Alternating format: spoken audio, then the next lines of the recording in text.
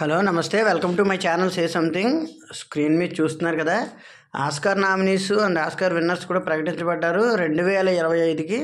మన అంగరంగ వైభవంగా జరిగింది 2-3 రోజుల క్రితం ఆల్రెడీ ఇది ఇష్యూ. అదే దీనికి సంబంధించిన ఫంక్షన్ అదంతా కూడాను. ఓ విధంగా చూసుకుంటే ఈసారి ఆస్కార్ అవార్డులు విన్నింగ్లో వాళ్ళందరూ కూడా చాలా గ్రాండ్ ఏరియాగా చేసుకున్నారు. చాలా గ్రాండ్ ఏరియా విన్నింగ్ అయ్యారు. కొన్ని సినిమాలు కొన్ని ఏమేమి వచ్చాయి, ఎవరెవరికి అవార్డులు వచ్చాయని మాత్రం తెలుసుకుందాం. ఎందుకంటే ఈ సినిమాల గురించి వివరించడానికి తర్వాత నేను కూడా ఇంకా కొన్ని సినిమాలు ఇందులో బెస్ట్ వచ్చిన ఫిలిమ్స్ అవి కూడా చూసి ఈసారి ఆ ఫిలిమ్స్ కూడా చెప్పడానికి ట్రై చేస్తానంటే స్టోరీస్ అవన్నీ కూడా ఎలా ఉన్నాయి ఏంటి అనేటువంటిది, ఎందువల్ల వాళ్ళకి వచ్చాయి అనేటువంటిది కూడా చెప్పుకుందాం. అయితే స్క్రీన్ మీద మనకి ఆల్రెడీ కనబడుతుంటాయి, అంటే ఎవరెవరికి వచ్చాయి అనేది కూడా ఒక ఇమేజెస్ పెట్టాను ఆల్రెడీ. అలా అంటే వాళ్ళ images at the same time names కూడా పెట్టడం జరిగింది, మీరు చదువుకోవచ్చు కావాలంటేను. అయితే ఇప్పుడు ఇంకా విషయాల గురించి తెలుసుకుంటే కనుక విన్నర్స్ అంటే 97th ఇది అవార్డులు ఇవి, అంటే 97వసారి అవార్డులు ఇవ్వడం జరుగుతుంది అనమాట. ఆ లెక్కలో నాకు తెలిసి 1928 ఆ సందర్భంలో ప్రారంభమై ఉంటాయి ఇవి. అందువల్ల 2025కి దాదాపుగా 97 సంవత్సరాలు అవుతుంది అనమాట. అంటే 97వసారి ఇవ్వడం జరుగుతుంది. ఈ విధంగా చూసుకుంటే ఇక బెస్ట్ ఫిలిమ్స్ ఇవన్నీ కూడా చూసుకుంటే బెస్ట్ ఫిలింగా అనోరా అనే ఫిలిము ఎంపిక అయింది బెస్ట్ ఫిలింగా. దానికి బెస్ట్ యాక్ట్రెస్గా మైకీ మ్యాడిసన్ అంటే ఒక అమ్మాయిని చూపిస్తున్నారు కదా, ఇద్దరు నిల్చున్నారు అక్కడ. అందులో మైకీ మ్యాడిసన్ అనే అమ్మాయి ఉన్నారు. ఆవిడకి అనమాట అనోరా సినిమాకి వచ్చింది, ఆవిడకే బెస్ట్ యాక్ట్రెస్ అంటే ఉత్తమ నటి అంటాం కదా, ఆ విధంగా. Best director, best screenplay, best editing and best film Anora అనుకున్నాం కదా. వీటన్నిటి కూడా Sean Baker, best director, best screenplay, best editing దానికే అనోరా పిక్చర్కే వచ్చాయి. మొత్తం అనోరా పిక్చర్కి 5 అవార్డులు వచ్చాయి. 5 అవార్డులో ఒక ఉత్తమ నటి అవార్డుని మైకీ మ్యాడిసన్కి తీస్తే ఈ బెస్ట్ ఫిల్మ్ అంటే డైరెక్టర్ గాను, బెస్ట్ ఫిల్మ్ పరంగాను, అలాగే స్క్రీన్ ప్లే పరంగా, ఎడిటింగ్ పరంగా సీన్ బ్యాకర్ ఈ 4 అవార్డులు తీసుకున్నారు. మన స్క్రీన్ మీద కూడా 4 అవార్డులు తీసుకున్న ఫోటో కనబడుతుంది వారిది. ఆ విధంగా బెస్ట్గా అంటే 6 నామినేషన్లు వేస్తే అనోరా సినిమాకి 5 నామినేషన్లు ఓకే అయ్యాయి. అంటే చాలా గ్రేట్ చూసుకోండి. సాధారణంగా 10 నామినేషన్లు 8 నామినేషన్లు వేసినా కూడా 1 2 శాంక్షన్ అవుతాయి. అటువంటిది 6 నామినేషన్లకు 5 గెలుచుకున్నారు. అంటే చాలా బెస్ట్ ఫిలిం అనమాట. ఒక కామెడీ జోనర్ ఫిలిం ఇది, ఒక యాక్ట్రెస్కి సంబంధించిన ఫిలిం అది. సో ఇది నెక్స్ట్ వచ్చి బెస్ట్ యాక్టర్గా యాడ్రియన్ బ్రాడీ. యాక్చువల్గా దాని మీద ఇప్పుడు మనకు కనబడుతున్న ఫోటోల మీద ఉంటారు ఆయన కూడా, యాడ్రియన్ బ్రాడీ ద బ్రోటలిస్ట్ సినిమాకి. తర్వాత బెస్ట్ మ్యూజిక్ స్కోర్ కూడా డానియల్ బ్లంబెర్గ్, అతను కూడా బ్రోటలిస్ట్ సినిమాకి వచ్చింది అతనికి. అంటే ఏంటి, బెస్ట్ మ్యూజిక్ స్కోర్ అనమాట, వెనకాల బ్యాక్గ్రౌండ్ స్కోర్ అంటాం కదా, ఆ విధమైన స్కోరు. బెస్ట్ ఫోటోగ్రఫీ లోకల్ కాదు, లాల్ క్రాలే అనే అతనికి వచ్చింది బ్రోటలిస్ట్ సినిమాకి. సో బ్రోటలిస్ట్ 3 అవార్డులు వచ్చింది. బెస్ట్ యాక్టర్గా వచ్చిన యాడ్రియన్ బ్రాడీకి సంబంధించి చాలా గొప్ప విశేషం ఇందులో ఉంది. ఇతనిది 2002లో వచ్చిన ఇంకొక సినిమా ఉంది. ఆ సినిమా కూడా ఇలాంటి సినిమా, అంటే ఇప్పుడు చేసిన ఈ బ్రోటలిస్ట్ సినిమా లాంటిది. 2 కూడా నాజీలు దాడుల వల్ల నష్టపోయినటువంటి, అంటే రష్యన్లో నాజీలు ఉంటారు కదా, వాళ్ళ దాడిలో నష్టపోయినటువంటి ఒక యువకుడు ఏ విధంగా, పియానిస్ట్ అనే సినిమా 2002లో వచ్చింది. ఆ పియానిస్ట్ అనే సినిమా కూడా సేమ్ ఇదే, నాజీలు వాళ్ళ దాడులు, ఆ తర్వాత కుర్రాడు పారిపోయి అండర్ గ్రౌండ్లో దాక్కోవడం, ఒక పియానిస్ట్గా బతకడం, ఇదంతా అనమాట. ఎంత దారుణంగా ఉండేవో అప్పుడు పరిస్థితులు, వెతికి మరీ చంపేవారు అప్పట్లో కొన్ని విషయాల్లో. అంటే అవన్నీ జాత్యహంకారం సంబంధించిన ఏవో నేరాలు ఘోరాలు అచ్చులకు సంబంధించినవి అనమాట. అలాంటిది సేమ్ సినిమా. అలాగే నాజీల మరణం తర్వాత ఏం జరిగింది, వాళ్ళల్లో కొంతమంది ఉన్నవాళ్ళు ఎంత దారుణంగా వ్యవహరించారు అనేటువంటిది వాళ్ళు తీసుకున్నారు. అయితే మనకు అక్కడ విషయాలు అవన్నీ పెద్దగా తెలియవు, కానీ చదువుకోవాలి బాగాను. ఇదే సినిమా తీయడం, మళ్ళీ దానికే సెకండ్ టైం అతనికి ఆస్కార్ రావడం గొప్ప విషయం. యాడ్రియన్ బ్రాడీ 2002లో వచ్చినప్పుడు అతనికి 29 సంవత్సరాలు, అంటే ఇప్పటికి దాదాపు 50కి వచ్చారు ఆయన. అంటే ఇప్పుడు కూడా సేమ్ అలాంటి సబ్జెక్ట్గా ఆయన మళ్ళీ వచ్చింది. అంటే ఆ రకం సబ్జెక్ట్లో, ఆ పెయిన్ఫుల్ సబ్జెక్ట్లో అంత బాగా చేశారు ఆయన యాడ్రియన్ బ్రాడీ గారు. సో ఆయనకి ద బ్రోటలిస్ట్ సినిమాకి, అంతకుముందు పియానిస్ట్ సినిమా కూడా ఒకే సబ్జెక్ట్కి ఈ విధంగా అవార్డులు రావడం ఒక విచిత్రం అని చెప్పుకోవచ్చు, ఒక గొప్ప విషయం అని కూడా చెప్పుకోవచ్చు. ఆల్రెడీ పేపర్లన్నీ కూడా అక్కడ రాసేట అలాగే, అంటే అంత గొప్పగా జీవించారు ఆ పాత్రలో అని చెప్పేసి. సో ఆ విధంగా బ్రోటలిస్ట్ సినిమాకి 3 అవార్డులు, అనోరా సినిమాకి 5 అవార్డులు వచ్చాయి. ఇక బెస్ట్ సపోర్టింగ్ యాక్టర్ వచ్చి కీరాన్ కెయిల్ కల్కిన్ అనే అతనికి వచ్చింది. ద రియల్ పెయిన్ అనే సినిమాకి వచ్చింది అతనికి. కీరాన్ కెయిల్ కల్కిన్ అతని పేరు. ద రియల్ పెయిన్ అనమాట ఆ సినిమా పేరు. Supporting actor best supporting actress అంటే ఉత్తమ సహాయ నటి. అతను అంతకు ఉత్తమ సహాయ నటుడు కదా, ఇతను ఉత్తమ సహాయ నటి ఎవరంటే జోయా సల్దానా. ఆవిడకి అమేలియా పెరేజ్ అనే సినిమాకి వచ్చింది జోయా సల్దానా. అలాగే ఈ ఎమీలియా పెరేజ్ అనే సినిమాకి ఇంకో అవార్డు కూడా వచ్చింది. బెస్ట్ ఒరిజినల్ సాంగ్ పాడిన ఎల్మాల్ అనే అతనికి ఈ ఎమీలియా పెరేజ్ సినిమాకి వచ్చింది.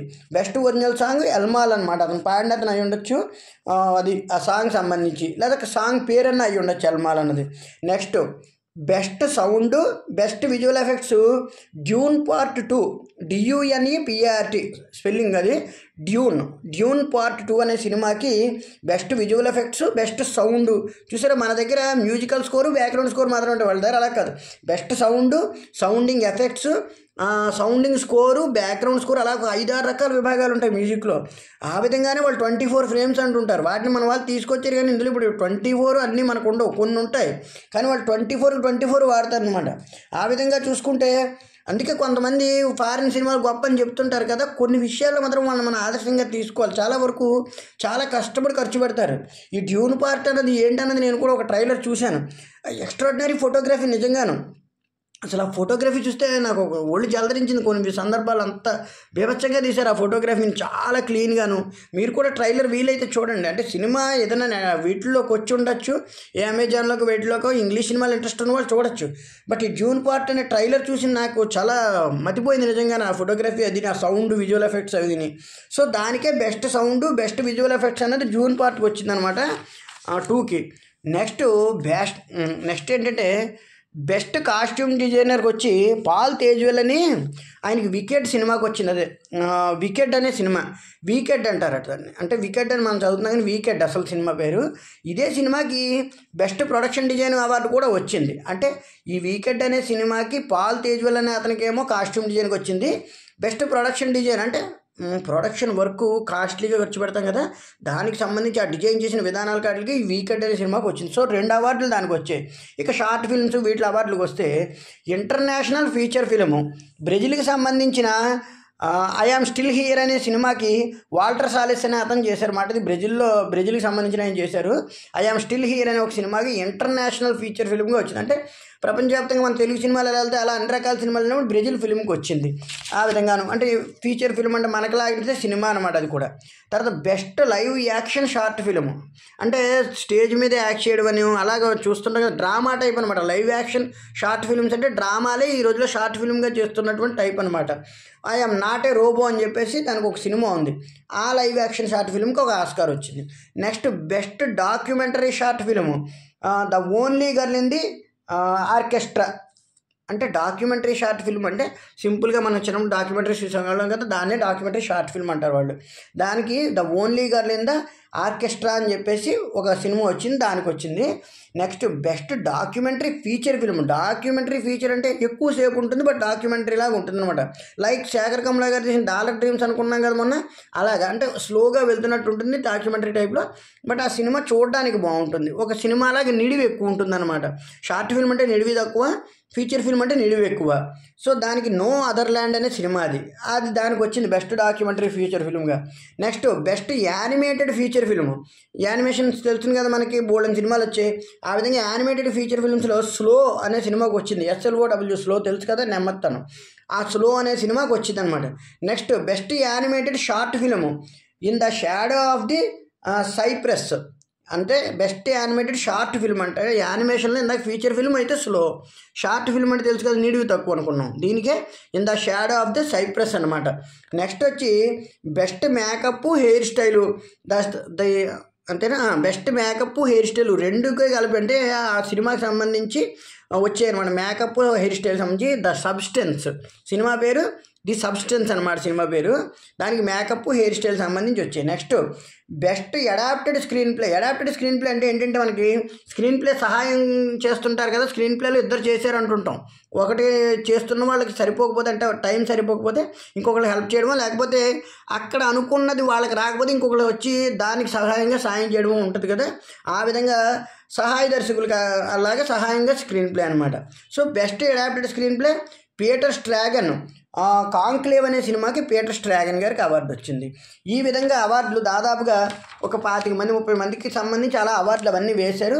చెప్పుకున్నాం కదా, అనోరా సినిమాకి 5 అవార్డులు వచ్చాయి, బ్రోట్లిస్ట్కి 3, అమీలియా పెరేజ్కి 2 దాదాపుగాను, జూన్ పార్ట్కి 2, వీకెట్కి 2, ఇక మిగతావన్నీ కూడా షార్ట్ ఫిల్మ్కి సంబంధించినవన్నీ కూడా అవార్డులు వచ్చాయి. ఈ విధంగా చూసుకుంటే అవార్డులు అన్నవి చాలా బాగా వచ్చాయని చెప్పుకోవచ్చు. ఎక్కువగా బాగా పేరు వచ్చింది ఎవరికంటే కూడా ఎంత అనోరా సినిమా గురించి చెప్పుకున్నప్పటికీ యాడ్రియాన్ బ్రాడీ గురించి ఎక్కువగా కూడా చాలా బాగా రాశారు. ఎందుకంటే ఆయన ఒకే రకమైన సినిమాని తీసి ఒప్పించడం అంటే చాలా కష్టం అవుతుంది ఈ రోజుల్లో. అందులో ఇంగ్లీష్ వాళ్ళు ఒక రకమైన సినిమా చూడరు వాళ్ళు. అంటే వాళ్ళు చూసినా పసిగట్టేస్తారు, ఈ సినిమాలాగా ఇంకో సినిమా వచ్చింది కదా అనే విషయంలో ఉంటారు. వాళ్ళు విమర్శించడానికి కూడా ముందుంటారనేది ఒక నానుడు ఉంది. అంటే ఒకేలా సినిమా వస్తే ఇది బాగాలేదని చెప్పేసి చెప్పడంలో ఏమాత్రం సంకోచం వహించరు. కానీ ఆ సినిమా లాంటి దాన్ని ఇంకోటి తీసి ఒప్పించగలిగారంటే ఆయనలోని కళాకారుని ఖచ్చితంగా మెచ్చుకుని తీరాల్సిందే. అలాగే మనం కూడా కిందసారి వెళ్ళాం కదా ఆస్కార్కి, మనకి నాటు పాటకు వచ్చింది. దానికి రాసింది చంద్రబోస్ గారు రాశారు, కీరవాణి గారు మ్యూజిక్ చేశారు. వాళ్ళిద్దరికి అవార్డులు వచ్చి ఉండొచ్చు. కానీ యాక్ట్ చేసిన రామారావు గారికి నిజానికి ఆ పాట ప్రపంచాన్ని ఊపేసింది. దాదాపుగా ఆస్కార్లో అందరూ దానికి డ్యాన్స్ చేశారు. ఒక్కొక్కసారి ఒక్కొక్క విజువల్ ఎఫెక్ట్ కానీ, ఒక్కొక్క పాట కానీ, ఒక మూవీ కానీ ఎంతో గొప్పగా ఆస్కార్లు నామినేషన్ పొందుతుంటాయి. అలాగే మనం ఇక్కడ ఆస్కార్ వాళ్ళకి ఎంత గొప్పదో మనకి ఇక్కడ నంది నేషనల్ అవార్డులు కూడా అంతే గొప్పవి. అంతలా వస్తుందంటే ఇప్పుడు స్టేట్ ఫిల్మ్ అవార్డ్స్ వాళ్ళకి వస్తాయి, రకరకాల state film awards, Cannes film awards వచ్చాయి. అనోరా సినిమా కేన్ ఫిల్మ్ అవార్డ్స్ కూడా అక్కడ చాలా బాగా వచ్చాయి. సో వాళ్ళు అవన్నీ చూసుకునే అకాడమీ అవార్డులకు పంపించారు, వాళ్ళు సక్సెస్ అయ్యారు.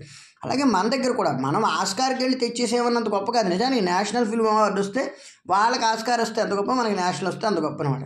బట్ మనం కూడా వెళ్ళి అప్పుడప్పుడు ఒక ఆస్కార్ తేడానికి ట్రై చేస్తున్నాము, తెచ్చాము అంటే కూడా అది మన గొప్పతనం. మన దేశాన్ని దాటి ఇంకో దేశానికి వెళ్ళి మరి మన సినిమా రంగం ఎదుగుతోందని ఆనందపడాలి. ప్రతిసారి ఆస్కార్కి వెళ్ళిపోవాలంటే కుదరదు. ఎందుకంటే వాళ్ళు పెట్టేటంత ఖర్చు ఇప్పుడు మనం పెట్టలేకపోతున్నాం. నిజానికి 100 కోట్లు 200 కోట్లకే మనం భయపడుతున్నాం. వాళ్ళు 1000 కోట్లు పోస్తారు దాదాపుగా. ఎందుకంటే ఎప్పుడో ఆ మమ్మీ ఆ సినిమా టైంలోనే 400 కోట్లు 300 కోట్లు ఖర్చు పెట్టిన వాళ్ళు 90లోను వాటిలోను. మన వాళ్ళు అప్పటికి ఇంకా 5 కోట్లు 6 కోట్లకే బడ్జెట్. కానీ ఒకటి, ఏ ఇండస్ట్రీ అయినా ఏ సినిమా రంగం అయినా అక్కడున్న ఉపాధి అవకాశాలను బట్టి అందరికీ ఇస్తుంది. మనకి ఇక్కడ ఉన్న ఉపాధి అవకాశాలను బట్టే మన సినిమా రంగం ఎదిగింది. ఎట్ ద సేమ్ టైం కానీ ప్రపంచానికి మంచి బాట చూపిస్తుంది. మన సినిమా రంగంలో కూడా చాలామంది గొప్ప గొప్ప నటులు పనిచేశారు, గొప్ప గొప్ప కెమెరామెన్లు పనిచేశారు. ఈవెన్ టెర్మినేటర్కి పనిచేసిన సాంకేతిక నిపుణులు అమ్మోరికి పనిచేశారు. మనకి అప్పట్లో 92లో టెర్మినేటర్కి పనిచేసిన వాళ్ళే 93లో అమ్మోరికి కూడా పనిచేశారు.